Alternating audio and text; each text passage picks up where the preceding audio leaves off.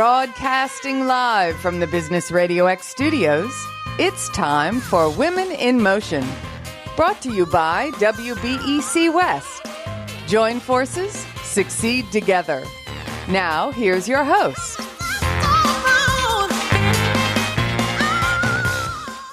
Lee Kantor here, another episode of Women in Motion, and this is going to be a good one.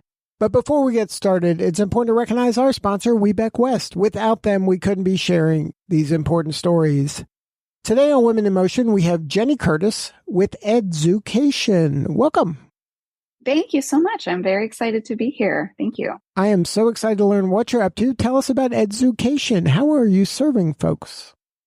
Oh my goodness. Yeah. So Education kind of came about just through different avenues, but my background is all exotic animals and animal welfare and animal education in that space. And so we wanted to do like a physical product for kids where they could shift gears and learn at home, kind of throwbacks to when I was younger. We had zoo books and things like that, but a little bit more than just a book. We wanted a whole experience, a whole 360-degree experience for the kids. So we have our education subscription boxes. And, they teach kids all about animals, zoology. We go into different biology touch points, anatomy, all sorts of fun stuff. We always include some kind of STEM in there. And we have it geared for 3 different age groups. So we have 3 to 5, 6 to 8, and 9 to 12. So we're really touching on their developmental point in their life and obviously their love for animals. That's why they find us, and that's who we serve. Now, could you talk about your personal journey? I would imagine most kids love animals when they're little. What kind of compelled you to stay connected with animals throughout your whole career?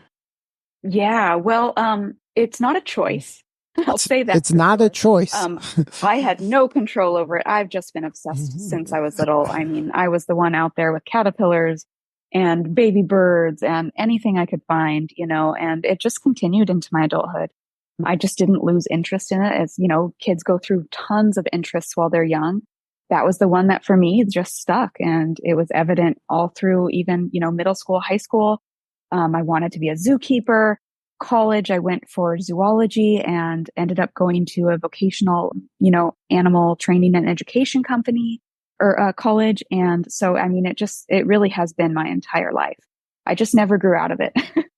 And then, but did you see as you were going through it, you were obsessed and you were kind of nerding out on this whole, kind of zoology path? Were your friends like slowly dropping off? They were like, Jenny, okay, we get it. You like caterpillars. Yes and no. I had a couple close friends that were definitely like, we shared toads and stuff. But for the most part, yeah, it definitely got a little more sparse as I got through high school and whatnot, because definitely people do not have that same very niche interest as I did. But it's still a positive thing. People were never mean about it or anything like that for me.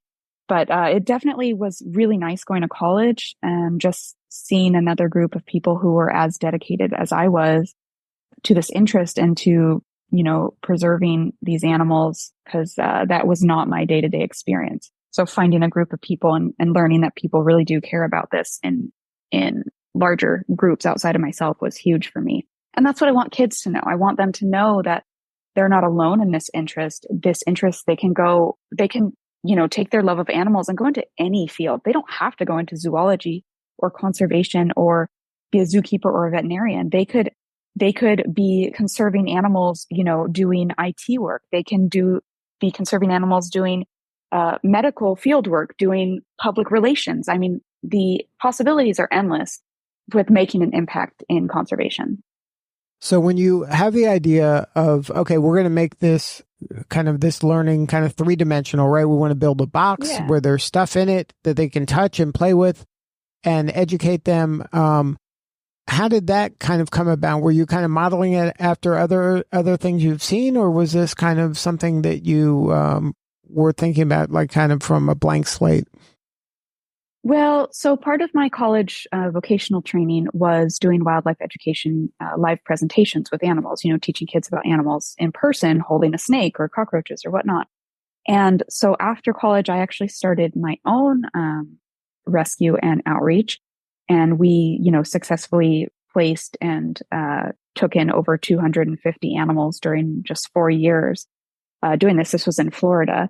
And obviously they have a much larger exotic animal problem, and they're a ton of pets. So it's, improper housing and all that. So we were able to take them in, either place them with appropriate zoo or facility homes, or use them in our educational programs where we did the same thing. We went to schools and birthday parties and Girl Scouts and, community events, and just taught kids and the public about animals in general. So for me, turning this from a live presentation with animals into a physical presentation with toys and reading materials and curriculum that they can learn at home, it was kind of just the next step. And, obviously for my family, it worked out a lot better than having a ton of animals around all the time.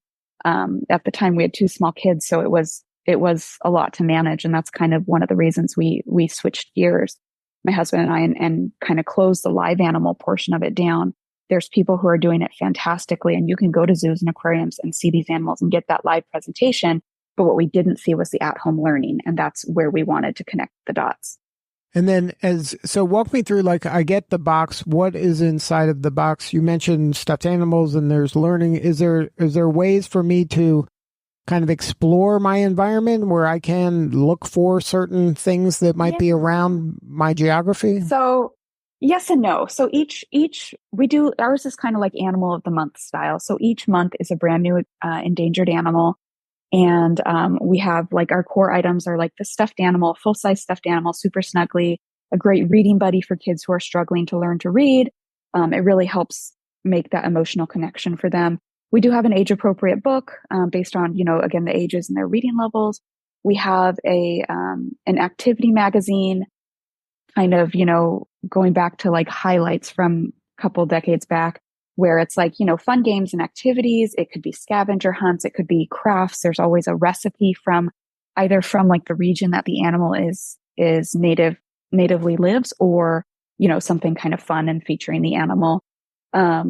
We have an ecosystem poster where it's interactive. The kids get to fill in the ecosystem with the stickers to see what kind of how everything works together, the web of life that the animal lives in. We do dive into anatomy. We have a paper dissection kit where they get to do kind of crafty cuts and make like a layered paper dissection kit so they can kind of see what the internal anatomy looks like. And again, over the many months, they're getting these comparisons, and they're getting to see the differences between some of these, very different animals. And then we also have some kind of game or craft activity for each box as well.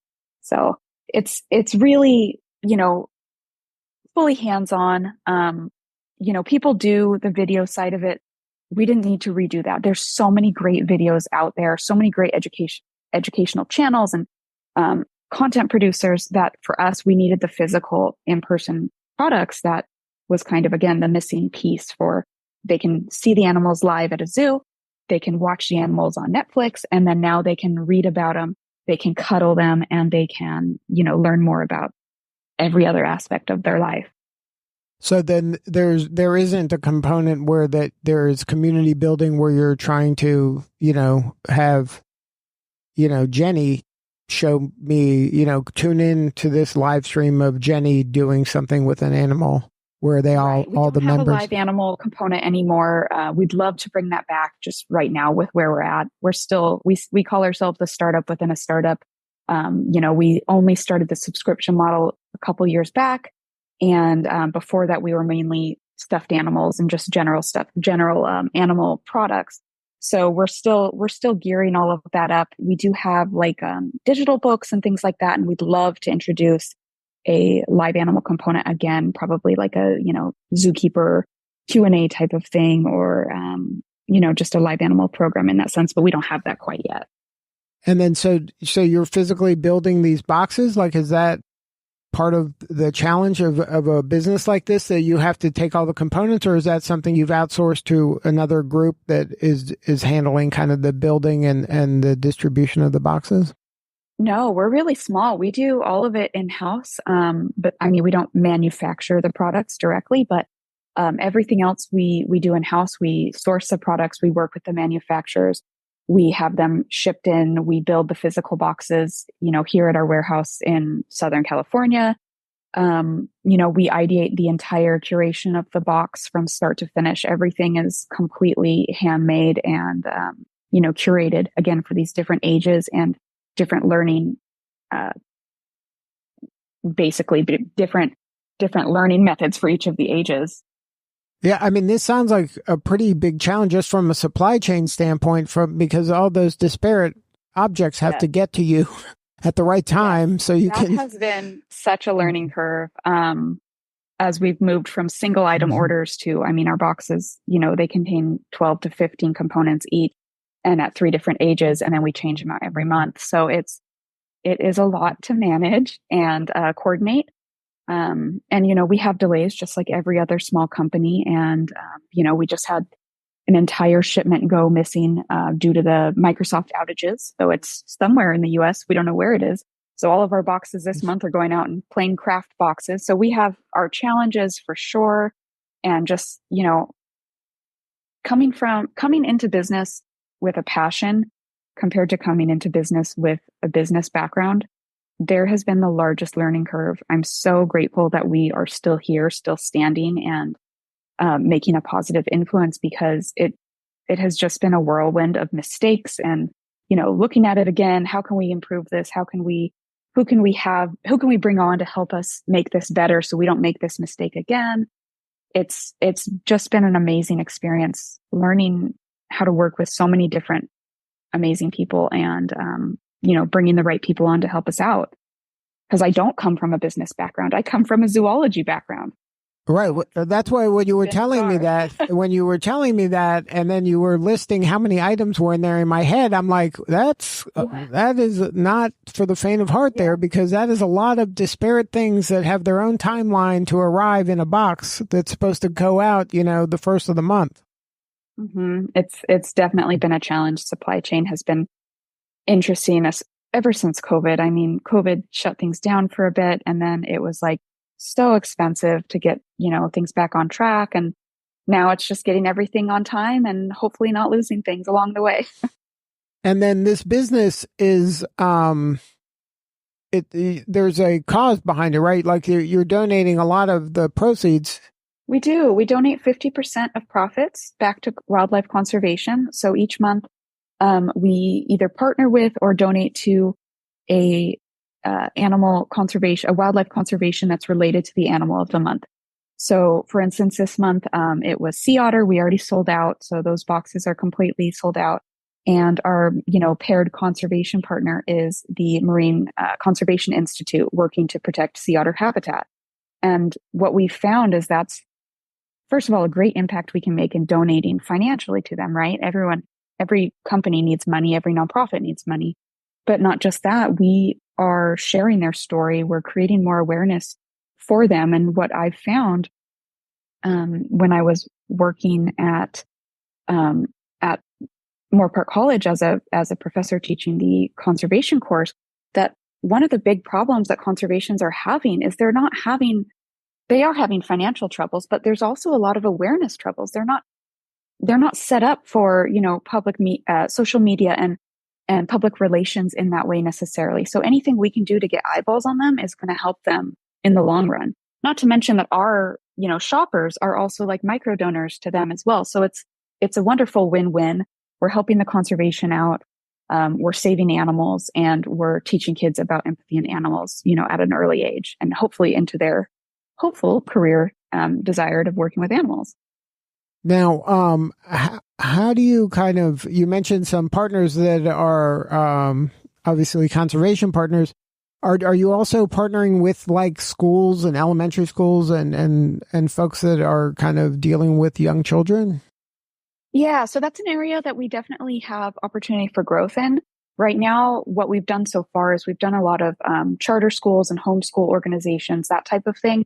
But we haven't really broken into the public school zone yet. And that's just, again, due to our small team. We're working on getting there every day. But, at this point, we're only about 4 or 5 employees. And we just brought on a new operations manager, an integrator, actually. And we're very excited. She's going to be able to help us scale the way that we know we need to go. And schools and PTAs and, organizations like that are just definitely the next step for us. So when did you when you take this leap into this world and then you start building the boxes and you start sending them out, when did you kind of have that moment where you're like, you know what, I think we're onto something. I think this is something that's going to eventually, turn into the thing we want it to?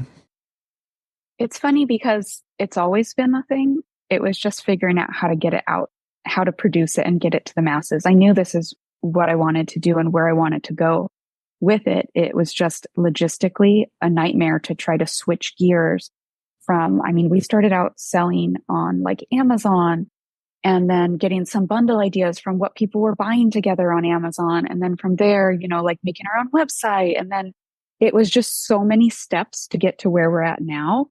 But I always knew I wanted to continue the wildlife education journey. I want to help kids who are like me and maybe a little lost with what they love about animals or why they love them or what they can do with that. And take it into something that they understand they can go into a successful career with. There's no shortage of jobs in conservation. There's no shortage of jobs in science. And, getting kids on that path is really the whole goal behind this. So what was the reason you decided to become part of the Webeck West community? What were you looking to get from that relationship? Yeah, so we wanted to get women owned and certified just because, there's a lot of people who say they are, but maybe they aren't really. And we just wanted the certification to really show like, hey, we've gone through, the ringer on this. We really are women owned and women certified and completely legit.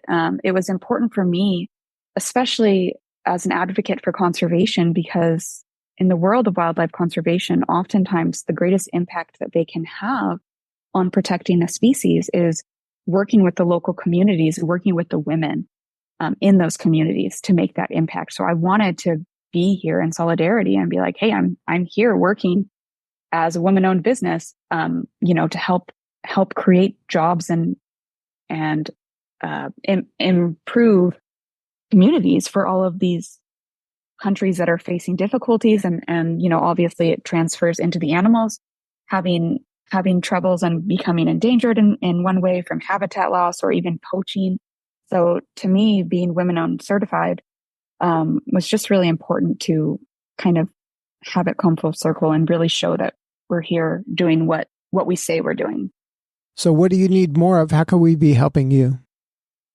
Subscribers are always lovely. We do have a subscription service. You can prepay, you can subscribe monthly. But, another thing I just like to talk about is encourage kids to go into a science career, encourage kids to just follow whatever interests they have. I mean, if they're not interested in science, don't push them in that direction. But if they are, there's resources out there. When I was in high school, I remember going to the career center, the career room and being like, I want to be a zookeeper. And they had nothing for me, absolutely nothing. So, just the more information that's out there now, help your kids find resources for things that they're interested in, things they might want to do continued education for, help them get involved. It's so vital at an early age to support their path and to have them be confident and kind of ahead of the game when able in these careers. So if somebody wants to learn more, connect with you, what's a website or what's the best way to connect on socials? Yeah, absolutely. So it's just education.com and most of our socials are education_boxes. And you can find us there. We kind of are a little bit of everywhere right now. We're on, Facebook and TikTok and Instagram. You can find us on YouTube, some of our videos, and obviously our website has all of our current product offerings. But we do have a new animal every month, and it's a really fun deep dive into that animal. And that's EDZOOCATION.com? That's right. Well, Jenny, thank you so much for sharing your story today. You're doing such important work, and we appreciate you. Thank you so much. We really appreciate being here. Thank you again. All right, this is Lee Kantor. We'll see you all next time on Women in Motion.